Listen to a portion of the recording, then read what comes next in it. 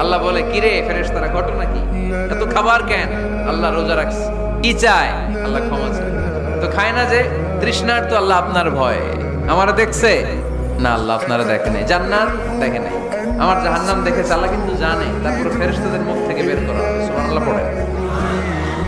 আমার জাহান্নাম দেখেছি কিনা বলো। ফেরেশতারা বলে, না জাহান্নাম দেখে নাই।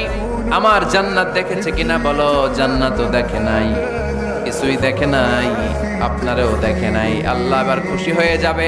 আমার খুশির জন্য আমার ভয়ে তৃষ্ণার্ত ক্ষুধার্ত সামনে খাবার হাত বাড়ালেই খেতে পারে, গ্লাসটা তুললেই পান করতে পারে, আমার ভয়ে খায় না।